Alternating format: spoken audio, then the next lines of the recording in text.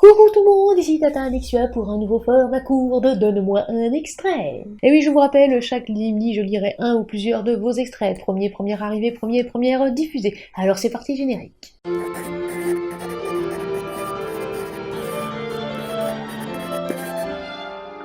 Pour ne louper aucune vidéo, abonnez-vous et activez la cloche. Tout d'abord, joyeux Noël à ceux et celles qui le fêtent.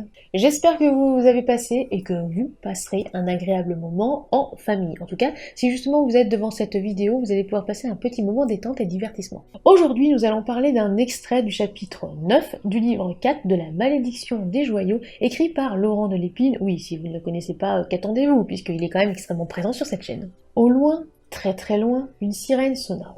Elle était à peine audible. Si ce hurlement incongru intrigua Deran, elle l'oublia très vite.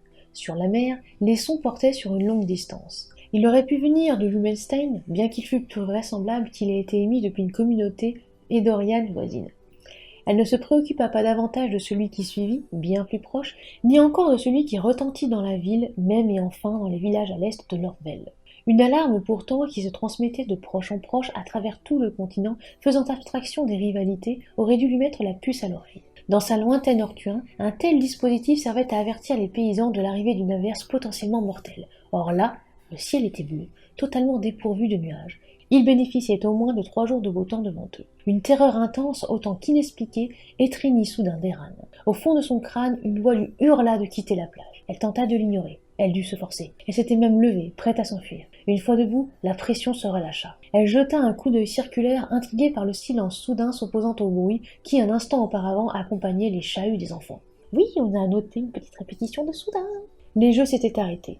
Deran tourna son attention vers la mer. Arsanvanag avait de l'eau jusqu'à la taille. Elle regardait autour d'elle, inquiète. Il fallut un temps à la jeune Iriani afin de comprendre ce qui clochait.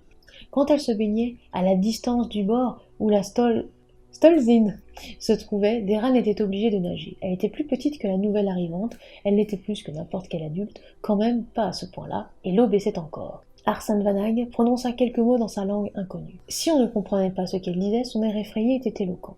Elle poussa les 3 fillettes vers la grève. Celles-ci protestèrent, voulant continuer à jouer. Le long de la crique, d'autres concubines s'étaient levées. Elles s'étaient approchées du bord, regardant cette eau qui se retirait comme une marée gigantesque et rapide. Et plus la ligne de rivage s'éloignait, plus Arsanvanag s'affolait.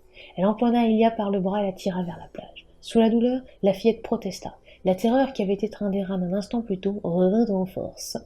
Alors, bon, pourquoi ajouter des traits dès le début? Je dis ça puisqu'effectivement, il y a déjà pas mal de répétitions. Je présume que c'est pour tester le trait. Le L, bon, j'aurais remis des Deran, c'est bien plus... Voilà, on aurait bien compris, on va dire, ce qu'il en était. J'aurais ajouté aussi des fois un petit peu de virgule. Après, c'est pas mal. Question rythme, on aurait pu faire 2 phrases au début. Très bien pour le rythme ternaire au niveau des LLL, au moment où elle a dû se forcer, etc.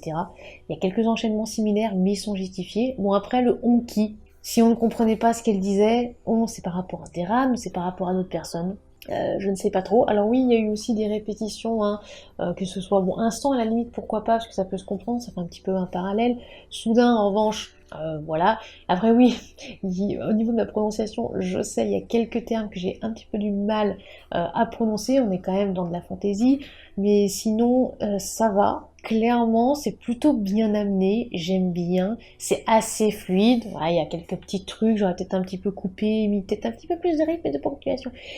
Mais clairement, c'est pas mal du tout.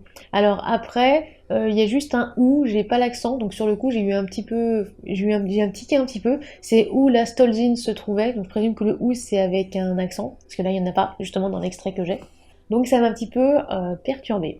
En tout cas, j'ai bien aimé, j'ai compris en fait de quoi on parlait, j'ai compris la scène, donc c'est plutôt pas mal du tout. Et vous, qu'est-ce que vous en avez pensé? Bien sûr, comme d'habitude, je vous ai mis les liens en description pour retrouver effectivement Laurent de Lépine, à savoir avec aussi ses premiers tomes, sachant que le tome 4 va bientôt sortir, c'est ça? Si vous avez apprécié cet extrait, n'hésitez pas à suivre l'auteur sur les réseaux sociaux, ainsi que sur Scribd, c'est l'atelier des auteurs maintenant, Wattpad, bref, il a toujours répondu présent pour m'aider sur la chaîne, pour nous soutenir, et encore une fois, merci à lui de s'être soumis à cet exercice, parce que c'est quand même pas évident. Non mais là, c'était pas mal. En plus, je pense qu'à mon avis, il a choisi peut-être l'extrait Le mieux, hein, c'est ça, pour pas trop que j'aille décortiquer. Je plaisante, c'est mon humour habituel. À très bientôt pour un nouvel extrait, et encore une fois, joyeux Noël à ceux et celles qui le fêtent. Si vous voulez nous soutenir financièrement parlant, vous pouvez passer sur la page Tatanexua sur Utip ou Tipeee. N'oubliez pas de vous abonner, c'est gratuit, de lâcher un like, un commentaire, et aussi de partager cette vidéo, ça nous fera très plaisir, et ça nous aide aussi au niveau algorithme. Et en attendant la prochaine vidéo, soignez votre plume.